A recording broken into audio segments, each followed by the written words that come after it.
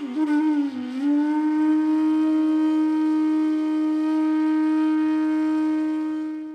જીવનની અંદર બે વસ્તુ યાદ રાખવાની છે જીવન વ્યવહારમાં, કે આ આનંદ આપણો જળવાય, આ આનંદ આપણો બની રહે, એ માટે એક તો આપણે ઉદાર મન રાખવાની જરૂર છે, અને બીજી છે ક્ષમા ભાવના.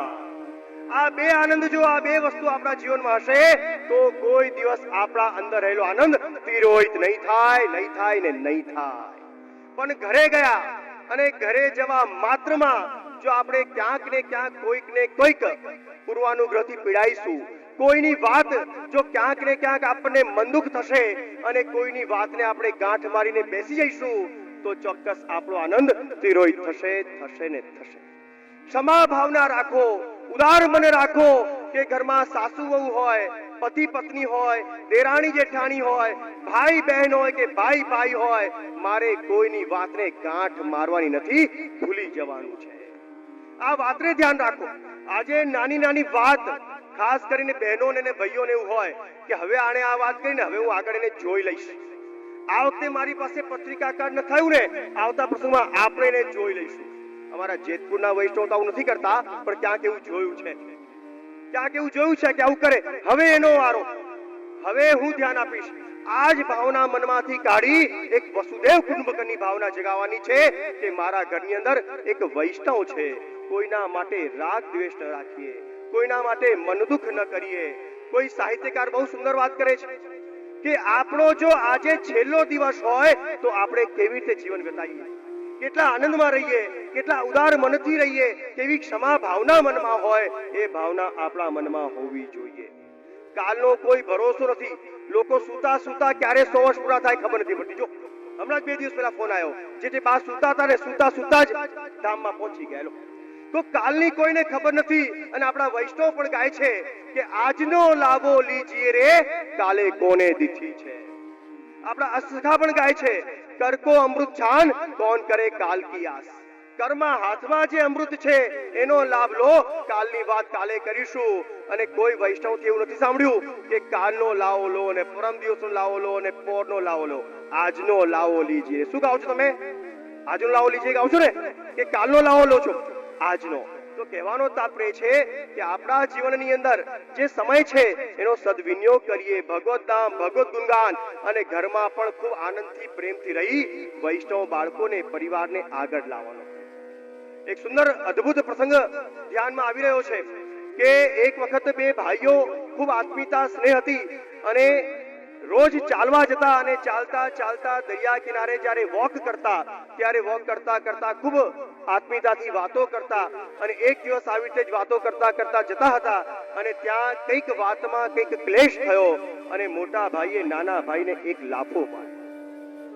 વાત વધી ગઈ અને તમાચો માર્યો. તરત જ છોકરો આવી ત્યાં દરિયા કિનારામાં માટીમાં લખ્યું કે આજે મારા મોટા ભાઈએ મને માર્યો છે. સમય નીકળી ગયો. બંને ભાઈઓ પુનઃ બીજા દિવસે પાછા ચાલતા ચાલતા આવતા થયા અને આવતા થયા ત્યાં બંને ભાઈઓને થયું કે લાવો આજે આપણે આ દરિયા કિનારે નહાઈએ. તો સ્નાન કરવા, નાવા, ડૂબકી લગાવવા બેઠા અને ડૂબકી લગાવતા લગાવતા અચાનક નાનો ભાઈ તણાતો થયો અને જ્યાં તણાતો થયો ત્યાં મોટા ભાઈએ એનો હાથ પકડીને બચાવી લીધો. જ્યાં બચાવીને બહાર લાવ્યા ત્યાં તરત જ એ નાના ભાઈએ જઈને પથ્થર પર લખ્યું કે આજના દિવસે મારા મોટા ભાઈએ મારો જીવ બચાવ્યો છે. તરત જ મોટા ભાઈએ પૂછ્યું, ભાઈ આવું કેમ? જ્યારે મેં તને માર્યો ત્યારે તે દરિયાની માટીમાં લખ્યું અને આજે મેં તને બચાવ્યો તો તે કેમ પથ્થર પર લખ્યું? તો નાના ભાઈએ બહુ સુંદર જવાબ આપ્યો કે ભાઈ તમે જે મને માર્યો એ તો મેં પાણીમાં માટીમાં લખ્યું. કેમ? કેમ કે એક મોજો આવશે અને ભૂલાઈ જશે, પણ તમે આજે મારું જે જીવન બચાવ્યું છે તમે પથ્થર પર લખ્યું છે. કેમ? કેમ કે આ વાત કોઈ દિવસ ભૂલાય નહીં કે મારા ભાઈએ મારી રક્ષા કરી છે, મારા ભાઈએ મારો જીવ બચાવ્યો છે અને પથ્થર પર એ માટે લખું છું કે આ વાત કોઈ દિવસ મારે વિસરાવી જોઈએ નહીં, ભૂલાવી જોઈએ નહીં. તો આ જ વાત જીવનમાં આપણે પણ ધ્યાન રાખવાની છે વૈષ્ણવજનો, કે આપણે બધા વૈષ્ણવ છીએ તો આપણે સારી સારી વાતોને યાદ રાખીએ, સારી સારી વાતોને વાગોળીએ, પણ જૂની જૂની નબળી નબળી વાતોને ભૂલી જવી જોઈએ. એને યાદ કરીને ક્લેશ ઉભો ન કરવો જોઈએ, આનંદમાં રહેવાનો પ્રયત્ન કરવો જોઈએ. ઘરમાં વહુ હોય, દીકરા હોય, એને પણ સેવામાં જોડો. આવ બેટા તું પણ સેવા કર, આવ તું પણ લાભ લે, આમ બધાને સેવામાં જોડશો તો એ પણ લાભ લેશે. ભૂલ થાય કેમ ના થાય? આજે સેવામાં અપરસમાં મેળમાં ભૂલ થશે તો થશે, શીખશે તો જ આગળ વધશે. નવી વહુ ઘરમાં આવે, 9 દિવસ આપણે રસોઈ ન કરાવીએ પણ 10મા દિવસે કહીને બેટા હવે કંસાર બનાવો, બેટા હવે શીરો બનાવો, કહીએ છીએ કે નહીં? પણ તને નહીં આવડે, તને નહીં ફાવે, તને ક્યાં કોઈ દિવસ તે રસોઈ બનાવી છે, આવું કોઈ દિવસ કહીએ ખરા? હા કે ના? ના. ચોથા છઠ્ઠા દિવસે લગાવી દઈએ શીરો બનાવવા. તો એ જ પ્રકારે જેમ નવી વહુને આપણે સેવામાં નથી જોડતા પણ રસોડામાં જોડી દઈએ છીએ, તો એ જ પ્રકારે આપણે આપણા ઘરમાં વહુઓને પણ સેવામાં જોડવા જોઈએ, પ્રયત્ન કરાવવો જોઈએ, જેથી સેવામાં આગળ વધી શકે. અરે દાળ બગડશે તો એક દિવસ બગડશે પણ રસોડામાં તો જોડો. એ જ પ્રકારે સેવામાં કદાચ ચૂક પડશે તો મેળ નવી કરીશું, સામગ્રી નવી કરીશું, અપરસ નવી કરીશું, પણ એને જોડો તો ખરા. શુક્રવારને દૂર રાખવાની જરૂર છે. આ પ્રકારની જો જાગૃતિ આપણા મનમાં હશે તો જ આપણી યુવા પેઢી એ સેવામાં જોડાશે. નવા વિચારોને આ સ્વાગત કરવાની જરૂર છે, નવા વિચારોને અપનાવવાની જરૂર છે. 84-200 વૈષ્ણવમાં કહેતા કે જે સેવાને સત્સંગ કરે એ આખો વૈષ્ણવ અને જે સેવાને સત્સંગ કરે એ અડધો વૈષ્ણવ. જો આવે છે ને કુમનદાસની વાર્તામાં. હું તો એનાથી આગળ વાત કરું. આજે 550 વર્ષ આપણા સંપ્રદાયને સંપન્ન થવા જઈ રહ્યા છે. હું તો એમ કહીશ કે જે સેવા કરે એ પણ વૈષ્ણવ, જે સત્સંગ કરે એ પણ વૈષ્ણવ, જે દર્શન કરે એ પણ વૈષ્ણવ, જે સેવા કરવા દે એ પણ વૈષ્ણવ, અને જે સેવામાં નડે નહીં એ પણ વૈષ્ણવ જ કહેવાય. આ બધા જ વૈષ્ણવના અંગ છે. જે વિષ્ણુને માને, જે કૃષ્ણને માને એ બધા જ વૈષ્ણવ છે. યાદ રાખજો. તો કહેવાનો તાત્પર્ય છે દરેક જીવનો અલગ અલગ અધિકાર હોય છે. કોઈ સ્વરૂપ સેવા કરે, કોઈ નામ સેવા કરે, કોઈ બહાર જઈને વ્યાવૃત્તિ કરીને 2 પૈસા કમાવીને લાવે તો આપણે સેવા કરી શકીએ.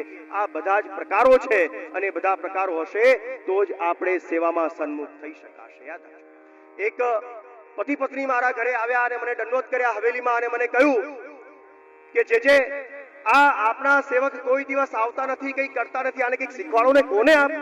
તો પેલા ભાઈ બિચારા મુંજાઈ ગયા, શરમાઈ ગયા. એક તો પતિ પત્ની દંડવત કરવા આવ્યા હોય, એમાં ઘરવાળા જો ઘરવાળીની અને ઘરવાળી જો ઘરવાળીની વાત કરે તો કેવો સંકોચ થઈ જાય. તો એ ભાઈ બહુ સંકોચાઈ ગયા, શરમમાં આવી ગયા. મેં કીધું બેન એવું ન કરો, અત્યારે તમને કોણ લઈને આવ્યું છે? આપના સેવક લઈને આવ્યા. સરસ, તમે સેવા કરો છો, જે આપની કૃપાથી 2 કલાક સેવા થાય છે. બહુ સુંદર. તો સેવામાં ફળ ફ્રૂટ મેવો સામગ્રી કોણ લાવે? આપના સેવક છે ને, જે જ્યારે બજારમાંથી આવે ફળ ફ્રૂટ મેવો સામગ્રી સુંદરમાં સુંદર જોઈ સેવા માટે લઈ આવે છે. સુંદર. પછી તમે કેટલા કલાક? તો કે 2 કલાક. અને તમે સેવા કરો ત્યારે તમને કોઈ બોલાવે, વિતાડે, ઊભા કરે ખરા? જે આપની એવી કૃપા છે કે આપના સેવક પણ 2 કલાક સેવામાં હોઉં તો કોઈ મને ઊભા પણ ન કરે, વિતાડે પણ નહીં અને મને કોઈ દિવસ ઊભા કરતા જ નથી. એવી આપની કૃપા છે. તો હસતા તમે બેનને કહ્યું, બેન વૈષ્ણવ સાંભળો, આજે તમારા માટે સુંદર સામગ્રી લાવે, ઠાકોરજી માટે વાઘા વસ્ત્ર શૃંગાર લઈ આપે, તમે પ્રેમથી 2 કલાક સેવા કરવા દે, તમારું કામ જાતે પોતે કરી લે, તમને હેરાન કરે નહીં, વિતાડે નહીં, ઊભા કરે નહીં. આ એની સેવા ઓછી છે? આજના સમયની અંદર કોઈ સેવા કરતું હોય, માળા કરતું હોય, ભગવત નામ લેતું હોય તો એ માળા છોડાવનાર પણ ઘણા છે. એવા સમયની અંદર 2 કલાક તમને સન્મુખ થવા દે છે, આ પણ બહુ મોટી સેવા છે. તો આ બધાનું સ્વાગત કરો. આવા પણ આપણા ઘરમાં ક્યાંક ને ક્યાંક કોઈ વૈષ્ણવ હોય તો એને કહો, આવો કોઈક દિવસ ફળ ફ્રૂટ સિદ્ધ કરો, ઠાકોરજીને ભોગ ધરો, સન્મુખ થાવ. આવી ભાવના રાખીએ તો ચોક્કસ આપણા ઘરની અંદર વૈષ્ણવ ધર્મ વધતો જશે. યાદ રાખજો. આપણા ઘરમાં, પરિવારમાં વૈષ્ણવતા વધતી જશે. યાદ રાખજો. તો કહેવાનો તાત્પર્ય એ છે વિષ્ણુ કે વિશેષ વધારે સમય નથી લેવો. પૂજ્ય જીજીના એવં બાવાના પણ વચનામૃતનો લાભ લેવો છે. પણ એક વાત કહીશ કે આ ભાગવતજી, આ સત્સંગ, આ શિબિરો, આ પ્રવચનો એ આપણા અંદર રહેલા રાગ દ્વેષ, કામ ક્રોધ લોભ મોહ મત્સરને દૂર કરવાના પ્રયત્નો છે. જ્યાં સુધી આપણા મનમાંથી રાગ દ્વેષ મોહ માયા મદ નથી નીકળતું ત્યાં સુધી આ સત્સંગ આપણને અડતો નથી. યાદ આને દૂર કરી દો. આપણા પ્રાઇમ મિનિસ્ટર મોદી સાહેબ એમણે હમણાં સ્વચ્છતા અભિયાન બહાર પાડ્યું કે દેશમાં, શહેરમાં, ગામમાં, વિસ્તારમાં ચોખ્ખાઈ જોઈએ, શુદ્ધતા જોઈએ, ક્યાંય કચરો કોઈ નાખે નહીં, એવા પ્રયત્નો આપણી સરકાર દ્વારા થઈ રહ્યા છે. અરે આ તો ભૌતિક કચરો દૂર કરવાની વાત છે. અમારા આચાર્યો, અમારા આચાર્ય બાળકો એ તો પરંપરાથી સત્સંગ પ્રવચન કરી ભક્તોના મનમાં રહેલા રાગ દ્વેષ મેલને દૂર કરવાનો પ્રયત્ન કરે છે. વર્ષોથી આ સપ્તાહ, આ ભાગવતજી, આ સત્સંગ શિબિરો એ માનવના અંદર રહેલા રાગ દ્વેષ નામના કચરાને દૂર કરવાનો પ્રયત્ન થઈ રહ્યો છે. તો આને દૂર કરશો તો જ લાભ લઈ શકશો. અને આ જેતપુર ગામની અંદર ખૂબ કથાઓ પ્રવચનો થયા છે, પણ આચાર્ય મુખે પ્રથમવાર થઈ રહ્યો છે. આચાર્ય મુખે. અને આ શ્રેય અમારા મોસમિયા પરિવારને મળી રહ્યો છે. અમારા મોસમિયા પરિવારને ખૂબ ખૂબ મારા આશીર્વાદ છે કે આવા જ અદ્ભુત કાર્યો, આવા જ મંગલ મહોત્સવો એમના દ્વારા વર્ષો વર્ષ થતા રહે. અમારા આચાર્ય બાળકોના આશીર્વાદ લેતા રહો. અને આજે આમની કથાની ફલશ્રુતિ શું છે ખબર છે? અમે ત્રણેય બાળકો એક સાથે બિરાજી રહ્યા છે. જો ત્રણેય સ્વરૂપો જે દાદાએ કીધું ને, આચાર સ્વરૂપ અમે અને સાક્ષાત સ્નેહ સ્વરૂપ યમુનાજી સ્વરૂપ પૂજ્ય જીજી બિરાજી રહ્યા છે. વિચાર તો કરો કેવી કૃપા કહેવાય. અમારો બોસમિયા પરિવાર તો ભાગ્યશાળી છે, પણ આ મંડપમાં બેઠેલા એક એક વૈષ્ણવ ભાગ્યશાળી છે કે એક સાથે આટલા સ્વરૂપોના દર્શન થઈ રહ્યા છે. ઘણા કે બાળકો બધા ભેગા થતા નથી.